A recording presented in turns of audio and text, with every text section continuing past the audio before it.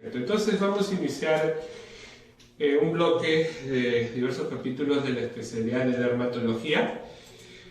Y bueno, pues dentro de todo esto es un pequeño resumen de todo el temario que vamos a ver durante estas fechas.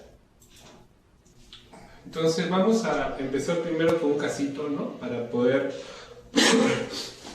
conversar un poco más de aquello. Este es el caso de una persona de 50 años de edad, en el cual es obrero, trabaja pues en lo que es la albañilería y refiere por prurito y por descamación plantar, ¿no? Entonces, diversos diagnósticos nos pueden dar a primera vista, ¿no? Pero siempre entender, y es la intención también de este curso, poder revisar lo que son las lesiones elementales y ciertas pautas que nos pueden ubicar para lo que es el manejo primario de la dermatología. Entonces, este es un caso de una dermatitis de contacto, ¿no? Entonces, para lo cual, obviamente sabemos, ¿no?, que para estos casos el tratamiento es un corticoide tópico, pero es importante hablar también de los vehículos acerca de las potencias, ¿no? En este caso estaríamos sugiriendo un ungüento por ser una zona donde el estrato córneo en la piel es más grueso. Entonces, este es un ejemplo de cómo es importante concatenar los criterios histológicos, los criterios clínicos, farmacológicos, para poder brindar una atención, una prescripción adecuada a nuestros pacientes, ¿no? Entonces acá, por ejemplo, histológicamente sabemos que en las palmas de las manos el estrato córneo es más grueso, para lo cual necesito un vehículo que penetre más. En este caso se recomendaría un clobetasol en ungüento.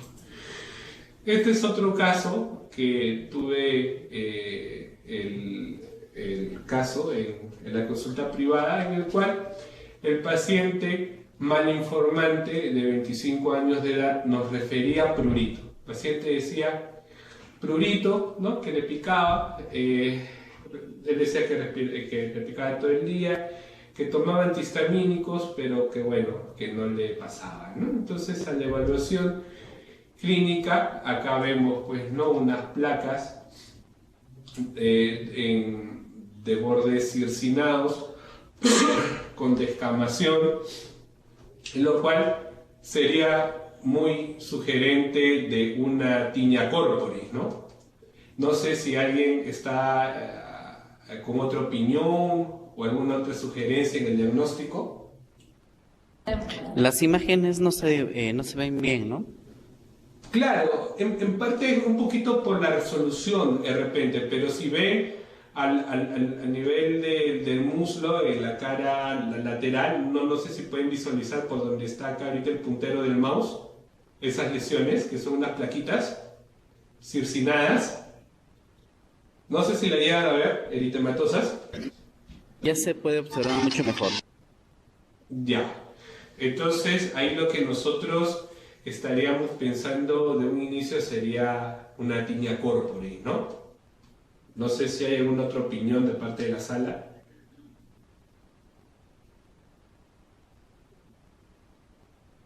Ninguna, ¿no? Pero aquí hay un detalle. Nosotros siempre tenemos que desnudar a los pacientes, es una evaluación completa. Cuando nosotros aumentamos con la evaluación, cuando hemos hecho ya una evaluación completa en el resto del cuerpo, hemos visto lo siguiente. Acá hay una imagen mejor definida, no sé si lo pueden apreciar.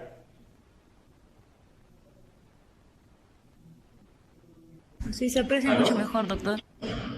Ya, ¿y qué le sugiere? Una tinea corporis, ¿no? Sí, una tinea corporis. Ya. Pero lo importante es evaluar al paciente en su integridad, porque el paciente aparte tenía otro cuadro. Miren. Una escabiosis, parece que tiene lesiones. Una escabiosis, ¿no? Sí, Claro. una escabiosis. Entonces, vemos, ¿no?, de que hay diferentes pápulas, ¿no?, alrededor del umbilical. El umbilical También hay a nivel de los flancos, en el muslo, ¿no? Pero a simple vista no se nota, ¿no? Por eso siempre es importante hacer la evaluación completa al paciente, ¿no? Entonces, revisando un poquito acerca de la inmunología de la piel, recordar que tenemos las capas de la piel, que es la epidermis, la dermis, ¿no? Y la hipodermis, ¿no? El tejido celular subcutáneo. Es muy importante en la epidermis poder reconocer diferentes aspectos, como por ejemplo acá hay una primera foto del estrato córneo, ¿no? Viendo esta imagen podemos ver que probablemente sea una muestra de una palma o una planta del pie, por lo cual es importante el vehículo que vayamos a elegir en el tratamiento. Pero también, como vamos a ir viendo en estos módulos, es importante ver apoyar a lo que es la fisiología de la piel. Vemos que tenemos la epidermis, luego la dermis superficial o la dermis papilar y luego la dermis reticular. La diferencia entre la dermis papilar y la dermis reticular es una línea invisible prácticamente, que es lo que puede diferenciar la distribución y la conformación de las fibras de colágeno, ¿no? Entonces es importante, por ejemplo, ver de que cuando tenemos una lesión papular, básicamente la lesión se da de la dermis papilar hacia arriba. Cuando tenemos un nódulo, la lesión es más profunda, ¿no? Tenemos los componentes de la piel, que es la epidermis, la dermis, la hipodermis, los anexos.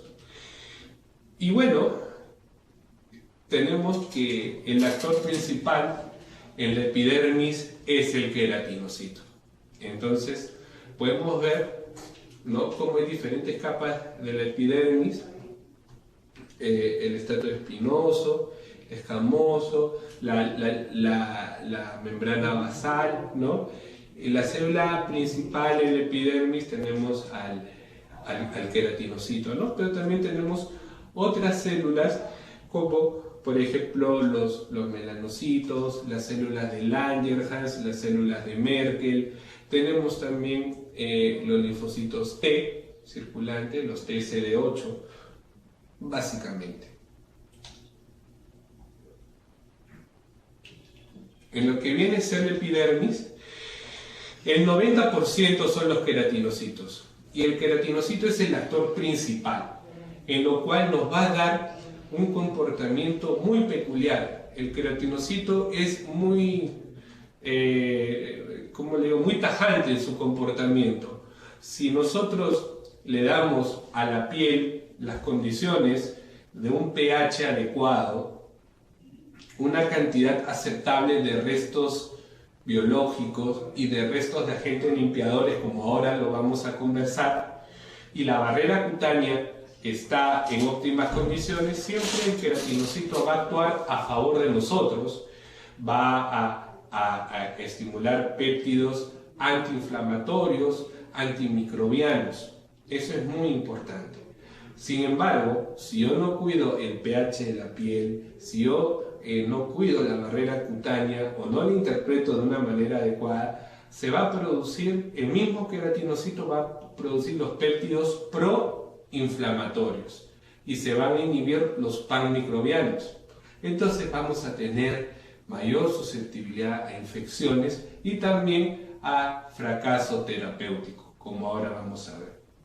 Luego tenemos los melanocitos, tenemos las células presentadoras de antígeno, que son las células de Langerhans, y las mecanorreceptoras, las células de Merkel. Pero a su vez le digo que también tenemos un grupo de linfocitos circulantes, que son los linfocitos TCD8.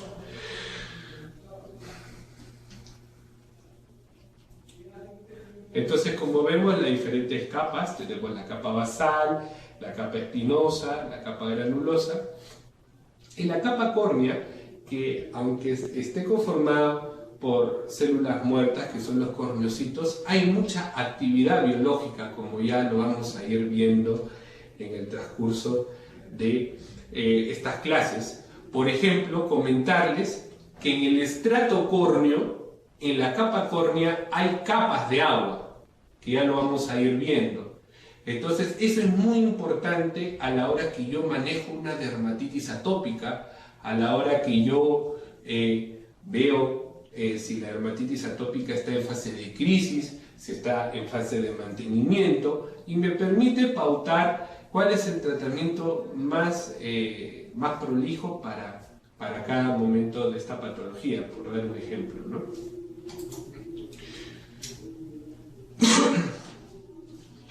Acá podemos tener las imágenes, ¿no?, de los queratinocitos. También vemos la melanocitos, la célula Langerhans y la membrana basal. Tenemos diferentes pruebas de inmunistoquímica que nos apoyan para ciertos procesos diagnósticos. Tenemos las papilas dérmicas, en lo cual ya estamos hablando ya de vasos también que irrigan. Ustedes saben de que la dermis tiene irrigación. Y tenemos los vasos que van a estas papilas, en el cual a través de este medio es donde hay una migración de lo que vienen a ser los linfocitos, ¿no?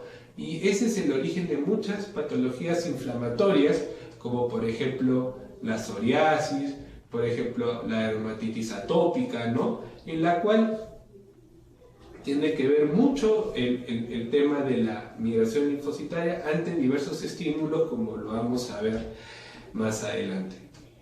Entonces, aparte tenemos los anexos, ¿no?, el pelo, el conducto sebáceo, el conducto endocrino. Lo que viene a ser la dermis, tenemos de un punto de vista histológico el componente perianexial, que las fibras elásticas son más delgadas, y como les comenté, la dermis reticular con sus haces de colágeno más gruesos, ¿no? La dermis, la célula principal es el fibroblasto, tenemos las fibras y la sustancia fundamental amorfa. Entonces, otras células que tenemos ahí, también hay células de Langerhans, también hay mastocitos, hay macrófagos, hay linfocitos, en los cuales, por ejemplo, están los linfocitos TSD8, y los dendrocitos dérmicos, que tienen que ver mucho con patologías como, por ejemplo, la psoriasis. Tenemos la fibra de tejido conectivo, en el cual tenemos fibras colágeno, el colágeno y las fibras elásticas, que ya iremos viendo ciertas patologías en estas áreas. Lo que viene a ser la histología y la inmunología, tenemos de que el queratinocito, como les comenté, produce péptidos antimicrobianos y citoquinas, como por ejemplo las defensinas, la S100, las catequicidinas, los TNF, el 1, el 6 y el 8 tienen que ver con mecanismos, el 1, el 6 y el 18 con mecanismos inflamatorios, ¿no?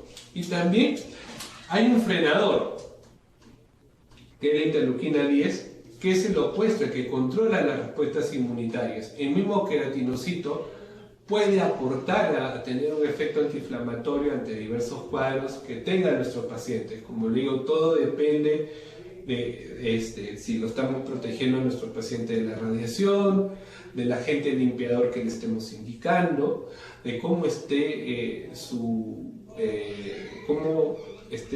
barrera cutánea en ese momento. También secreta quimioquinas, que son diferentes sustancias que llaman los linfocitos. El queratinocito, cuando se siente agredido, llama a los linfocitos, y eso podemos ver en diferentes cuadros, como por ejemplo la dermatitis atópica. Entonces, normalmente los péptidos proinflamatorios están cubiertos con unos tapones, por decirlo de cierta manera, como prointerleuquina 1 y prointerleuquina 18, que ante diferentes efectos, como por ejemplo los rayos ultravioletas, se van a activar y ya no van a pasar como prointerleuquina 1 o prointerleuquina 18, sino van a pasar a ser interleuquina 1, interleuquina 18, y va a haber una reacción inflamatoria en cadena. Esto lo podemos ver, un claro ejemplo, en la quemadura solar. Otras vías inflamatorias también tiene la piel, como la vía NFK-beta, el STAT3, en la cual nos conlleva a enfermedades cutáneas inflamatorias. Las células dendríticas son aquellas que tienen que ver con la respuesta inmunitaria innata, con el inicio de la respuesta a linfocitos T a diferentes antígenos microbianos y ambientales. Las más frecuentes tenemos la célula de Langerhans, las células dendríticas epidérmicas, las células dendríticas plasmocitoides. Pero acá, doctores, hay un punto muy importante que nos compete en el primer nivel de atención.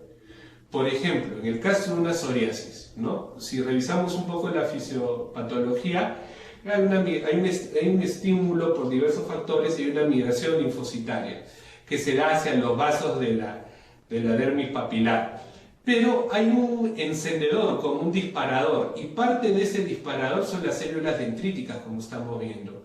Pero ¿qué sucede? De que tenemos que ver que hay factores medioambientales que pueden conllevar a activar esta parte, como por ejemplo la obesidad.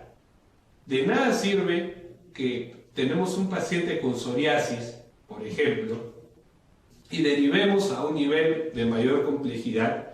Probablemente en el nivel de mayor complejidad lo vayan a controlar al paciente, le vayan a dar inicio al tratamiento, pero nosotros como primer nivel de atención tenemos que enfatizar mucho en promoción de la salud y estilos de vida saludables. Y este aspecto es importante porque la grasa abdominal es un componente proinflamatorio.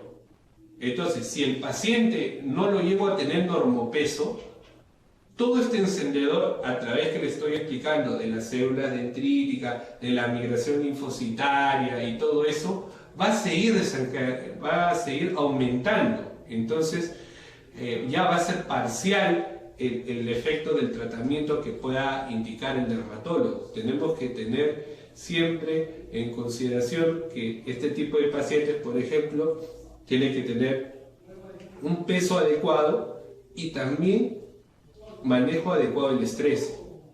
Cuando hablo del estrés, hablo del estrés biológico y el estrés psíquico. Hay que ver, ¿no?, que el paciente tenga un buen ambiente laboral, cómo está su vida familiar, si tiene otras patologías, ¿no? Porque si no controlo eso, muchas patologías inflamatorias en la piel no va a controlar, a pesar que yo lo refiera al paciente. Por ejemplo, los niños atópicos. Sabemos, ¿no? A los niños atópicos le decimos niño esponja, porque todo absorben, ¿no? Hay una pelea en casa, se encienden.